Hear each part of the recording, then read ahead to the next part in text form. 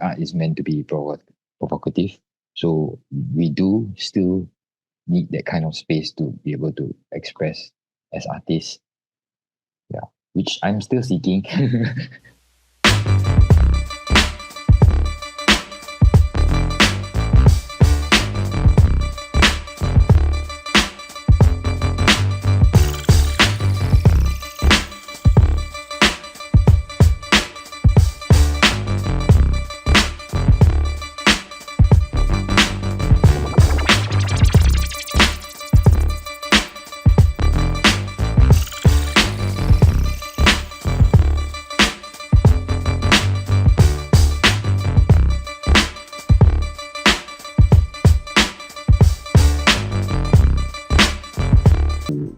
Travel and meet a lot of people, see a lot of places that I don't think my other work would have brought me opportunities to connect with a lot of people, and yeah, see the world and be inspired by the world, and like things like poverty and all that. Like, you know, we see real things. I started doing graffiti maybe about when I was in poly. So exploring with that, and then those were the teenagers, you know. But really painting graffiti and then having to meet many groups of friends and artists who do that locally, and then eventually also meeting my collective Rascals, whom were to me a slightly different bunch of artists that think not just on a graffiti letters level. So back then, what we were influenced by was the Western culture of graffiti in New York and hip hop. So it's about the letters, the trains, and everything. So what we used to see a lot when we see vandalism would be your letters, your what we call bombing, illegal tagging. So you have like your bubble letters and everything. Rascals as a collective, they came about and they started painting characters also on the street. Well, not just characters, even putting different messages as well. Basically doing street art in a more expanded level rather than just spray painting letters. Yeah, it could be. So what I mean was like things like wheat pasting. So street art has things like wheat pasting as well. I think it'd be more common to see on your let's say people putting up gig posters on the streets, and then we use this gum and then we paste the paper posters onto the wall. And then the easiest form would be your stickers, your little stickers everywhere. You see on lampposts and everywhere. So yeah, slowly I was exposed to a lot more different types of street art. And through Rascals, my friends also helped me to develop myself as an artist. Graffiti is really a form of expression, right? Like, I think funnily, when I host workshops, you see the adult to kids, right? You're just looking for a blank space just to scroll more and more and more. So I think everyone has that innate nature to release something, right? I used to be an artist that just didn't write my name when I paint. It was really just a matter of just painting and finding space to paint as well. It's not so much like I want to get that recognition. Whereas, I mean, yes, part of graffiti is about getting up, right? The whole idea of getting up is getting your name seen out there. Yeah, but after a while, I think I grew as an artist. So that expanded for me as well. So you don't really seek that kind of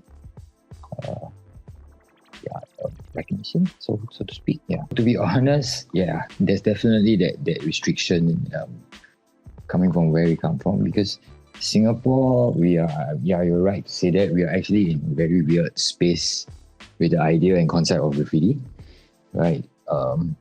It's rather curated, yes, and so that's why in a sense, from my background, where it's still taught by some would say traditional ways of graffiti, like we still go out on legal spaces, but we practice on our own to better our craft. As a community, we built walls for ourselves so that we can paint them. Yeah. So yeah, the legal spaces are far and few really. So as much as we can, our collective rascals, we also over the years we've been working with like agencies like URA to better these spaces. Of course, there are the limitations. When it comes to limitations, of course, cannot be painting things like, if it's public art, cannot be painting things like nude and vulgarities, anything political. I'm sure you are aware of the whole samsui woman. So it's still restrictive at the end. And yes, I agree that art is meant to be provocative. So we do still need that kind of space to be able to express as artists. Yeah, which I'm still seeking.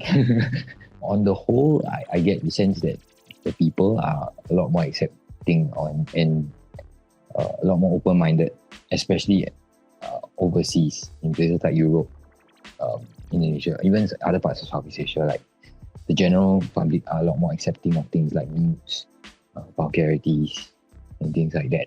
Just the simple act, that so-called illegal graffiti on the street, right? Like when people see, people don't shout at you and stop you. Hey, what are you doing? You know, like actually you are just painting something in an abandoned space and adding some color to it, lah. Yeah. So that alone, I think, as an artist, you don't get immediately framed by these thoughts to be too careful. I'm quite happy to see it actually. Yeah, because I feel that it shows some character and personality. Yeah. Which is, and that is the core energy of where graffiti comes from. Because you need to have those in graffiti. There's a thing called hand styles, right? Which is basically your handwriting and your style, but in your markers and your spray painting, other types of medium, be it a chisel, marker, chisel brush, broad brush. So you have to have good hand styles. If you want to have good hand styles, you need to practice on the walls. Yeah, and a lot of that practice is on the streets illegally. So because you don't have that kind of illegal vandalizing, tagging energy going on outside in the streets as much, generally you don't see as much of those things looking better here. Yeah, if I were to be right to say that. Yeah.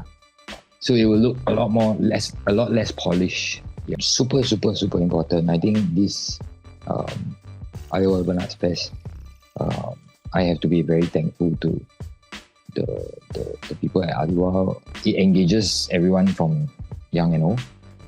So especially because, there's something that not everyone gets the chance to try in a space like Singapore. So yeah, like over the years, it really has, speaking from just our urban visual arts area point of view, it has really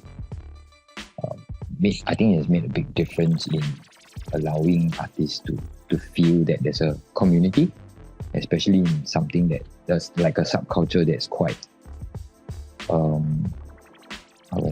underground. The event happens on the 25th and it's just a day for the entire festival to happen. So from afternoon up until at night, where the programs were, we have music, dance and everything. The painting itself starts before actually, because it's a huge space, right? So some of the artists are situated there earlier to start the works. How long it stays? The top walls will stay until usually the next big project. But for the side walls, people can come and try and paint throughout the day. There are a few sessions, or you can sign up for, and you can just step up to try. And yeah, like for the back wall we have, it's a little bit more accessible. So it's also like down to when the next artist wants to take up the wall.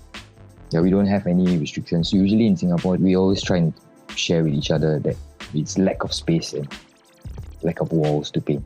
So a lot of people that come by are very surprised on how we can let go of the works, because sometimes we paint on our walls and then the next day somebody has to do something, so we paint over. If we're talking about urban artists or like mural artists, graffiti artists, all that, maybe all in all less than 100. I think I'm really happy to see a lot more younger artists try their hands on the whole craft. And personally, we've been doing all our work trying to do like having to do workshops and do shows, exhibitions to get the word out there, as to what we are doing. Some of us also have done some stuff with the schools, local schools and international schools. So it's definitely a growing bunch, but as it grows also, there's also the fact that it will appear in the streets illegally. So it started as a hobby for me, and like eventually I enjoyed, like I told you, I enjoyed painting and discovering myself more as an artist, developing myself. So I eventually also took on more commercial opportunities to expand that skill and use that skill. So now I juggle between my design and art jobs. When I have to paint a mural, then I paint the mural that no longer is just about letters. So I can be painting animals, portraits or whatsoever. So I think if we are not fixated on something, I think the beauty of it is that the simple passion behind it, and that drive to just go and learn, go and take out the spray can and just paint and try.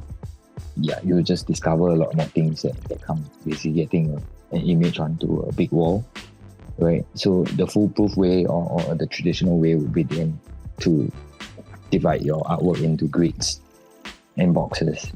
But with the help of technology, the mural community globally has created a method that basically uses doodles to be marked onto the wall, and then with the help of technology, your personal device, your phone or your iPad, you then take a picture of the entire wall, the large wall, and you go to the wall.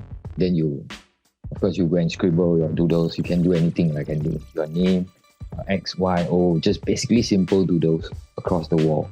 Then on your device, you can overlay your artwork onto your picture with the doodles. Almost like 3,000 plus just for paint and materials. Blocking out of the car parks and the boom leaf and scissor leaves. Also, you have about 3,000 plus.